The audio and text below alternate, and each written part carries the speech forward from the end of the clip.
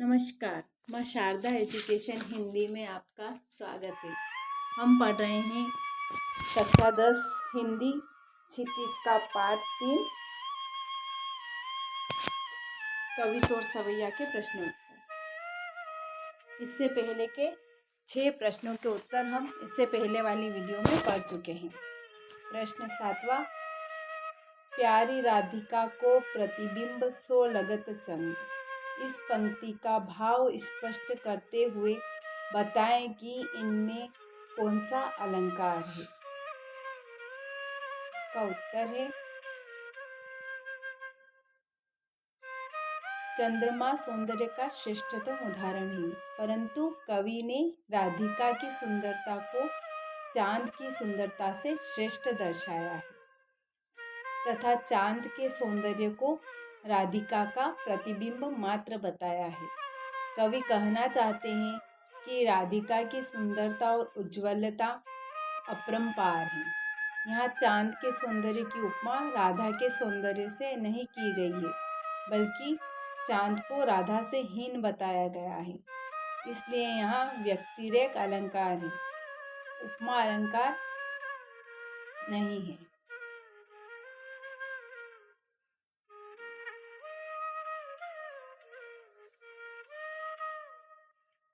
तो इसमें कवि बताता है कि कहीं भी सुंदरता का उदाहरण दिया जाता है तो चंद्रमा का उदाहरण दिया जाता है।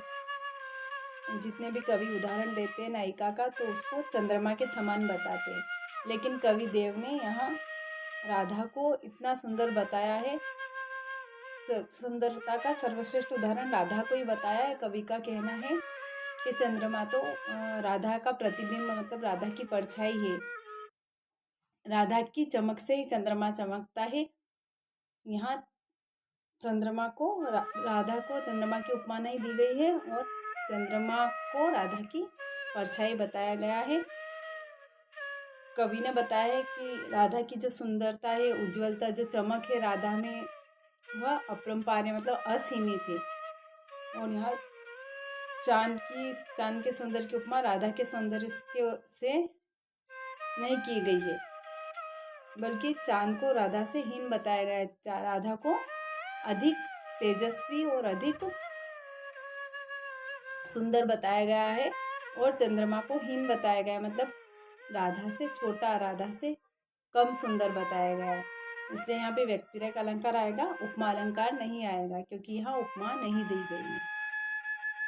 प्रश्न नंबर 8वां, तीसरे कवित्व के आधार पर बताइए कि कवि ने चांदनी रात की उज्ज्वलता का वर्णन करने के लिए किन किन उपमानों का प्रयोग किया है।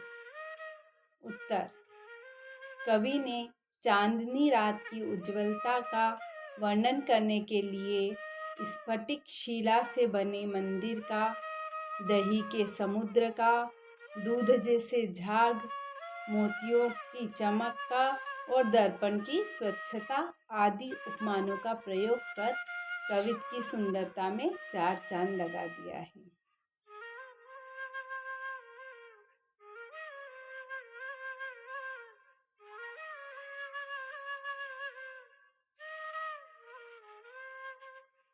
तो कवि ने चांदनी रात की जो उज्ज्वलता है उसके वर्णन के लिए बहुत सारे उदाहरण लिए हैं। पहला उदाहरण उसने स्फटिक शिला से बने मंदिर, स्फटिक मतलब संगमरमर, संगमरमर का जो पत्थर होता है उससे बने हुए मंदिर की तुलना चांदनी रात से की है।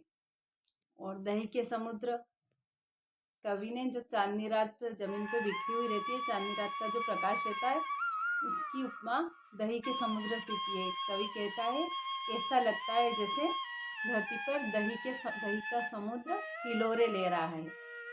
और कवि ने इसके बाद दूध की झाग का भी वर्णन किया है। कवि कहता है चंद्रमा की चांदनी बिखरी हुई पड़ी है और ऐसा लगता है जैसे दूध की जो झाग होती है उसका फर्श बिछा हुआ हो, जो पारदर्शी फर्श बिछा हुआ है दूध की झाग का, ऐसा प्रतीत होता है चंद्रमा का प्रकाश। मोतियों की चमक का वर्णन किया है और दर्पण की स्वच्छता का वर्णन भी चांदनी रात की उज्ज्वलता के लिए कवि ने किया है। इस प्रकार के कवि ने इस प्रकार के उदाहरण दिए हैं जिससे इस कविता की सुंदरता में 4 चांद लग गए हैं। प्रश्न 9, पठित कविताओं के आधार पर कवि देव की काव्यगत विशेषताएं बताइए। उत्तर, रीतिकालीन कवियों में देव को अत्यंत प्रतिभाशाली कवि माना जाता है। देव की काव्यगत विशेषताएं निम्नलिखित हैं। पहली विशेषता, देवदत्त ब्रज भाषा के सिद्धहस्त कवि हैं। दूसरा, कविता एवं सवैया छंद का प्रयोग है। तीसरा, भाषा बेहद मंजी, कोमलता व माधुर्य गुण को लेकर ओतप्रोत है। चौथा, देवदत्त ने प्रकृति चित्रण को विशेष महत्व दिया है। पांचवा, देव अनुप्रास, उपमा, रूपक आदि अलंकारों का सहज स्वाभाविक प्रयोग करते हैं।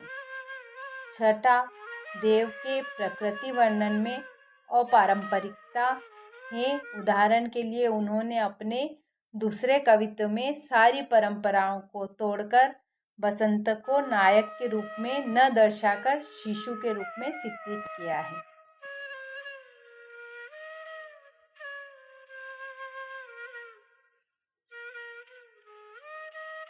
देव कवि की काव्यगत विशेषताएं हैं। देवदत्त ब्रजभाषा के प्रसिद्ध कवि है। सिद्धहस्त मतलब उन्हें बहुत ही अधिक प्रसिद्धता मिली हुई है।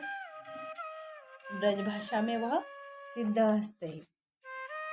दूसरा, कविता एवं सवैया छंद का प्रयोग हुआ है और इनकी भाषा बहुत ही कोमल है और माधुर्य गुण को लिए हुए हैं और सहज और सरल है। देवदत्त ने प्रकृति के चित्रण को विशेष महत्व दिया है। जो दूसरा कवि ने लिखा है उसमें पूरा प्रकृति के चित्रण, प्रकृति का बहुत ही अच्छे से कवि देव ने वर्णन किया है और प्रकृति को बहुत महत्व दिया है। देव अनुप्रास, उपमा, रूपक आदि अलंकारों को सहज स्वाभाविक प्रयोग करते हैं। उनके कवित्व में अनुप्रास, उपमा, रूपक आदि अलंकार बड़ी आसानी से हमें देखने को मिल जाते हैं। प्रकृति वर्णन में कवि की अपारंपरिकता है। जैसे उन्होंने अपने दूसरे कविता में बताया था, सारे कवि बसंत को नायक के रूप में बताते हैं, लेकिन यहाँ कवि देव बसंत को एक शिशु के रूप में बताकर अपनी कल्पना को चित्रित करते हैं। यही कवि देव की विशेषताएं हैं। रचना और अभिव्यक्ति का प्रश्न है। पहला प्रश्न है, अपने घर की छत से पूर्णिमा की रात देखिए तथा उसके सौंदर्य को अपनी कलम से शब्दबद्ध कीजिए। छत पे से पूर्णिमा के चांद को देखना है, पूर्णिमा की रात को देखना है और उससे हमें उसकी क्या सुंदरता दिखाई देती है वो अपने शब्दों में अपने पेन से लिखनी है। इसका उत्तर है, चांदनी रात का सौंदर्य तो बस देखते ही बनता है। कल ही पूर्णिमा की उज्ज्वल चांदनी की सफेद किरणों से केवल आकाश ही नहीं बल्कि धरती भी जगमगा रही थी। चंद्रमा के प्रकाश से रात में सारी चीजें स्पष्ट रूप से दिखाई दे रही थी। वातावरण बहुत ही मनोरम था। लोग अपनी घर की छत पर बैठकर शीतल चांदनी का आनंद ले रहे थे। इसलिए हम अपनी मर्जी से लिख सकते हैं। तो ये पाठ भी समाप्त हुआ। अगली वीडियो में हम पढ़ेंगे पाठ 4। आपको यह वीडियो कैसी लगी? चैनल को लाइक एवं सब्सक्राइब करें।